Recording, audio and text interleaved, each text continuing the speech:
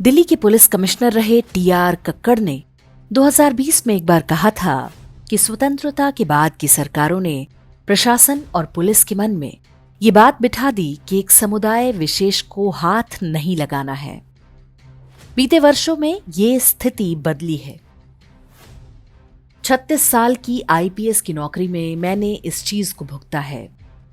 जामा मस्जिद के मौलाना बुखारी पर दंगा भड़काने के ढेरों केस हमने दर्ज किए, लेकिन एक पर भी हमें कार्रवाई नहीं करने दिया गया।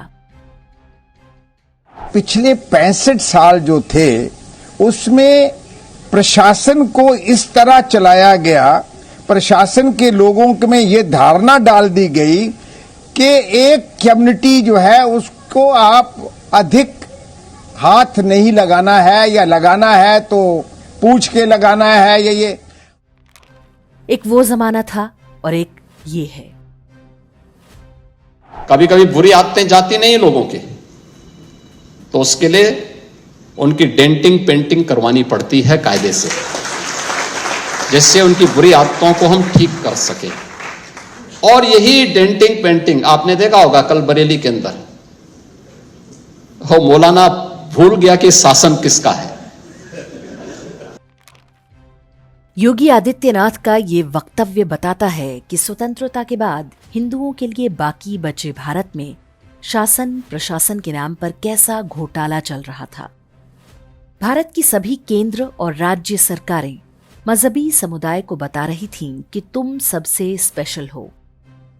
दंगे करो, हिंदुओं की जमीनें हड़पो, सरकारी भूमि पर अवैध कब्जा करो, लव जिहाद करो, सड़क पर नमाज पढ़ो, पुलिस और सेना पर हमला करो, तुमको कोई कुछ नहीं कहेगा।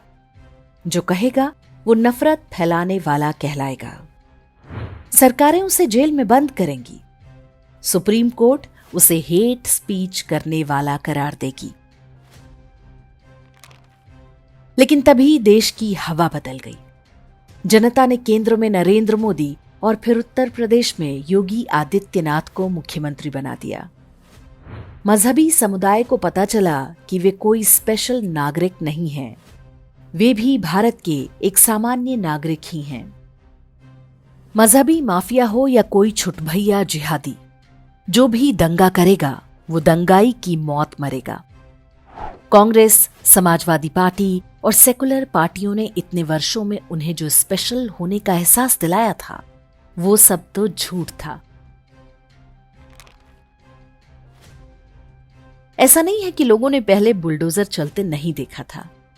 बुलडोजर पहले भी चलते थे, अवैध निर्माण पहले भी गिराए जाते थे।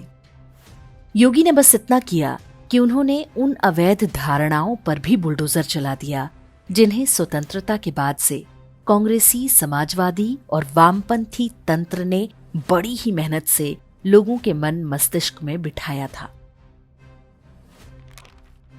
80% हिंदू जनसंख्या वाले भारत में एक मजहब विशेष के लोग सरकारी भूमि, निजी उद्योग धंधे सब पर बारी बारी कब्जा कर रहे थे। पूरे 75 साल से मजाल जो कहीं कोई स्वर विरोध में उठ जाए। सरकारी तंत्र जिसका मूल कार्य ही है भूमि की कस्टडी और लैंड रिकॉर्ड्स को अप टू डेट रखना। मुल्ला जी बारी बारी सब कुछ हड़पते जा रहे थे। हजारों एकड़ वन भूमि से लेकर नदी, नाले, पहाड़, सड़क, फ्लाईओवर, मंदिर और यहां तक कि हिंदुओं के घर और गांव भी। राजनीतिक पार्टियां, हिंदू संगठन, जातियों की राजनीति करने वाले नेता, सीबीआई, सीजेआई, सीएजी सब शांत। ज़कात का पैसा सबके काम आ रहा था। सब कुछ आराम से चल रहा था। संपत्ति के लिए सगे भाई का भी गला काट देने वाले हिंदू भी बिल्कुल शांत। सरकारी पार्कों में बड़े आराम से नमाज चल रही थी। सड़कों और फुटपाथों पर सजदा हो रहा था। कब कहां पर वक्फ बोर्ड की तख्ती टंग जाए पता नहीं रहता था। उत्तर प्रदेश के लगभग सभी शहर में आपको ऐसी कहानियां मिलेंगी जहां किसी मंदिर को हड़प कर उस पर दरगाह का बोर्ड लगा दिया गया। वे हिंदू जो ललकार रहे थे कि धारा 370 हटाओ, वहां जमीन खरीदेंगे, जब उनके पड़ोस की भूमि और व्यापार धंधों को भाईजान कब्जा कर लेते, तब भी वे कुछ नहीं बोल पाते। थानेदार डांट कर भगा देता, ऊपर से ऑर्डर है, एफआईआर नहीं हो सकती। कुल मिलाकर बात यह कि शासन प्रशासन से लेकर सामान्य हिंदुओं तक के मन में एक धारणा बैठी हुई थी कि जो कुछ है वो भाईजान का है। उनका विरोध कर दिया तो अनर्थ हो जाएगा, उन्हें कुछ नहीं कह सकते। व्यक्तिगत स्तर पर कोई कुछ भले ही बोल दे, लेकिन सामूहिक और सार्वजनिक रूप से कुछ नहीं कहेंगे। भाईचारा, गंगा जमुनी संस्कृति को खतरा पैदा हो जाएगा। लेकिन अब समय बदल चुका है। मजहबी माफिया और उनके महल बारी बारी मिट्टी में मिल रहे हैं। इंच इंच भूमि का हिसाब हो रहा है। वो काम जो बहुत पहले हो जाना चाहिए था, अब हो रहा है। लेकिन ये सब तो ऊपरी बातें हैं। असली बुलडोजर तो हमारी आपकी झूठी धारणाओं पर चल रहा है।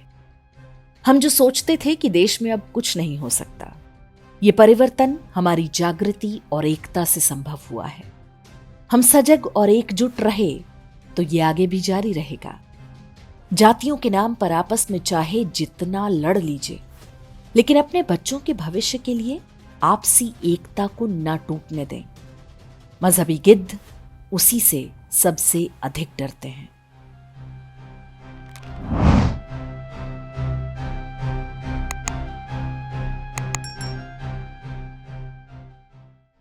इंडेक्स ऑनलाइन के वीडियो समाज को समर्पित हैं।